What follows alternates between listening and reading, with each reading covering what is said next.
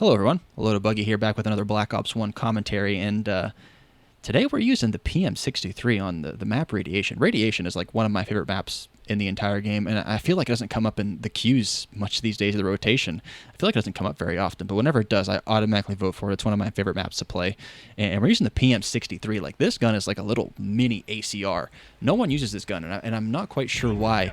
I say I'm not quite sure, but I know why. It's because the MP5K and the AK-74U exist, or even the MPL or the Spectre. There's plenty of better options than the PM63 in this game. But like came up in this topic of the PM63 came up in my most recent Black Ops 1 live stream, where someone made the bold claim, and I apologize because I can't remember who specifically said it, but they made the bold claim that the PM63 was actually the best submachine gun in the game. And although I think that might be a little bit of a hot take, I do think the gun is a heck of a lot better than people get it credit for. But anyway, that's not the point of the point of this video. The topic that we're going to be talking about today is bumper stickers, and I know that seems like a silly topic on the surface. But I went to the grocery store. My wife wasn't feeling all that well, so I went and got her a Gatorade, got myself a tea, got my kids a couple of juices, and as I was leaving the grocery store, I saw a bumper sticker that said Trump 2024, and it just kind of got me thinking about the assumptions that people make based off of a bumper sticker. Often, I'll look at a car and I'll see a Harris 2024 sticker or a Trump 2024 sticker, and I start to make assumptions about their lives as a whole.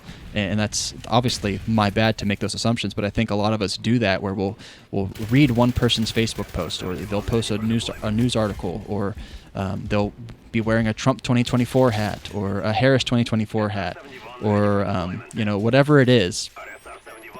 We look at this person and we make an assumption based off of one little thing, and it got me thinking of how unfair that is to that person, and how I would personally not like that whatsoever if someone was making an assumption about me based off of one thing that I had said that could possibly be taken completely out of context.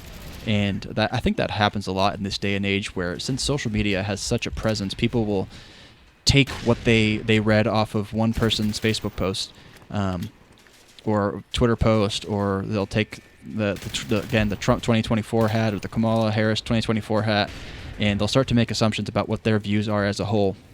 And I don't think that's necessarily fair to do to that person.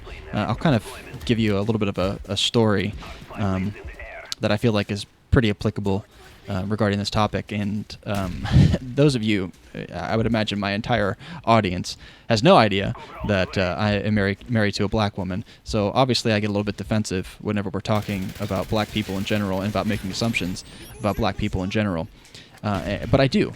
And whenever the second go-around of Black Lives Matter was happening, and we're talking like the George Floyd days, and full disclosure, I'm not a big fan of the Black Lives Matter organization as a whole.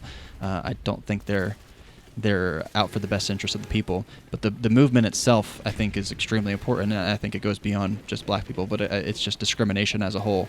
But anyways, to kind of backtrack a bit, the second time the Black Lives Matter movement came out, my I won't give specifics, but there was this person whom I was very close with, who was starting to post a lot of articles that seemed pretty anti-black on the surface level, and I think it was a very foolish thing for them to do.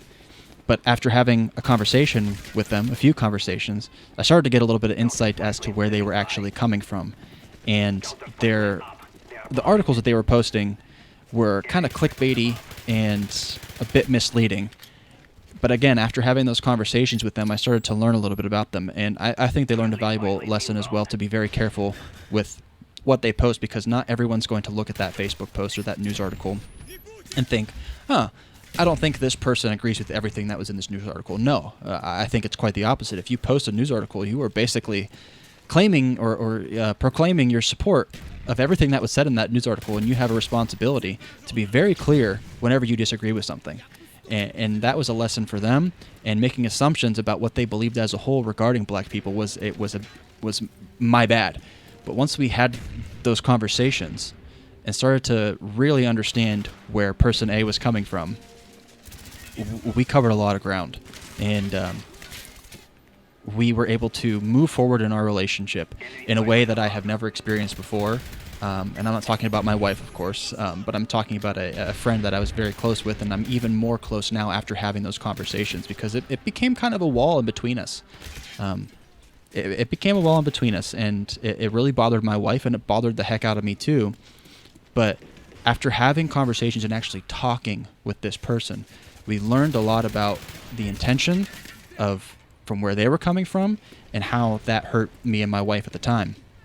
And we really were able to move past it, and they learned a valuable lesson, and I learned a valuable lesson to not look at bumper stickers and make an assumption about a person, but to take the time to stop and actually ask them these important questions and get the full explanation as to where they're coming from.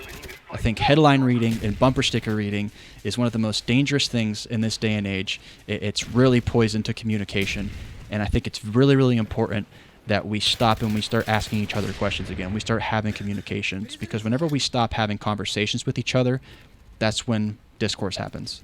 That's when fights happen. That's when wars happen. Because we're not communicating with each other, we're not hearing our perspective, we're making assumptions about each other, and making assumptions, I'm sure you know the phrase, it makes a blank out of you. And I think that is a super, super true statement. Whenever you make assumptions, you are proclaiming your perspective and your thoughts about what that person believes, and you're pushing that on that other person without giving them an opportunity to clarify. And I think that's a really, really important thing for us to do, is just to stop, ask the questions, and listen to the person to really understand what their perspective, their true perspective actually is, so that you can move forward or halt that relationship with that person. So this was just something that kind of came up today that I thought would be really valuable to share, and hopefully you guys got some value out of it.